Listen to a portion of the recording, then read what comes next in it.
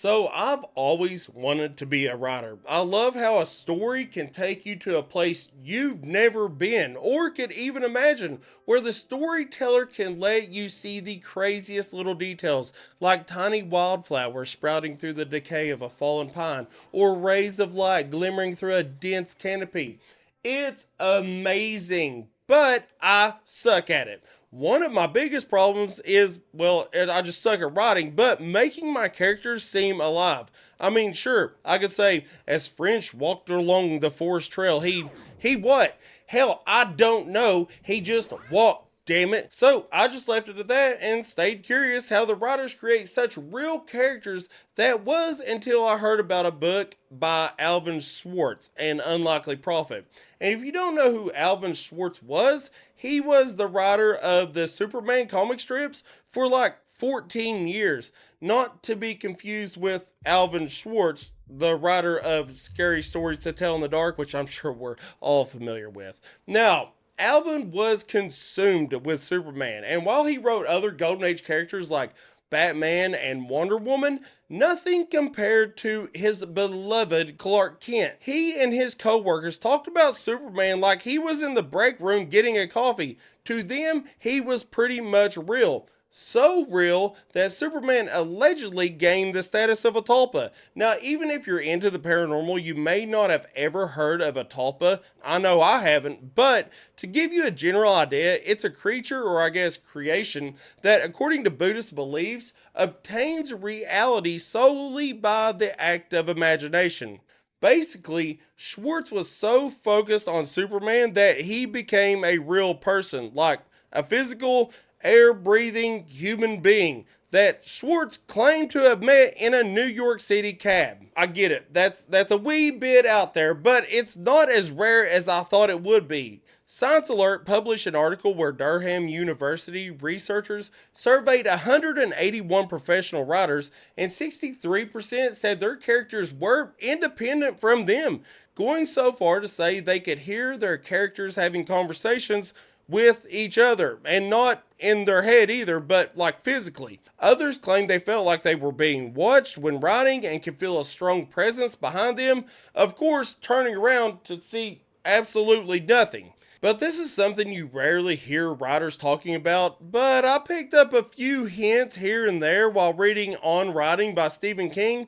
The way he talks about writing isn't so much about coming up with ideas for his characters, but more like recording what he sees the characters do. And one of the things that sticks out to him is when readers say they never know what's going to happen next. That's because, according to him, he doesn't know what's going to happen next. So if he doesn't know, then how would the reader know? But how would he not know? That's wild to me. Now, Mr. King isn't the only author to talk about these things. They often come up in books on writing, like Phillip Pullman, writer of his Dark Materials trilogy, saying he doesn't know where the story and characters come from, but it's not from his own mind. He just knows it's from out there somewhere. Reading his book Demon Voices, it's fascinating to see him talk about his characters.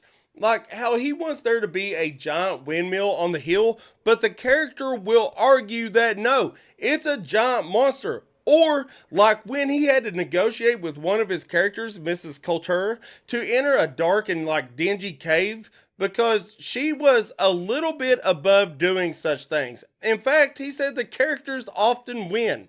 And you can just tell these writers love their work, building worlds and watching their characters live in them, letting their decisions shape the story. And then you get Ray Bradbury, the author of Fahrenheit 451, and he and his characters have a way different relationship altogether. While reading his book Zen and the Art of Writing, he talks about his characters being their own person. He said, they will do what he wants or else. And if he has a character that needs to enter a cave and won't, then there is no negotiating. Sorry, Mrs. Couture. They either will or he will push them right back into the pages, toss them on a shelf, and forget about them.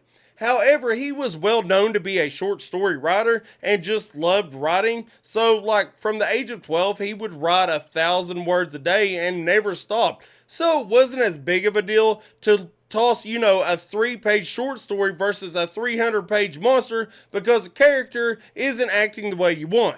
So, what even are these characters? A figment of imagination, psychosis? Well, psychologists really don't know. They thought it might be like a kid having an imaginary friend, but oddly, most of these writers never had an imaginary friend, and for the most part, they are mostly sane. I mean, Stephen King, they're mostly sane. A few agree that it's the voice you hear when reading a book, or maybe it's like looking at a pair of clothes and you hear your mother saying, "Oh, that'll be hard to clean, Jake." But like magnified 100-fold because they have a much broader imagination, it seems. But even the authors think this is a stretch, as some of the characters don't develop until they have been thought about for quite a while. So what it comes down to is nobody really knows. To some, they are a story to be dug out of the ether, and to others, they are more akin to a tulpa developing strength the more they are thought about. All I know is I want an imaginary buddy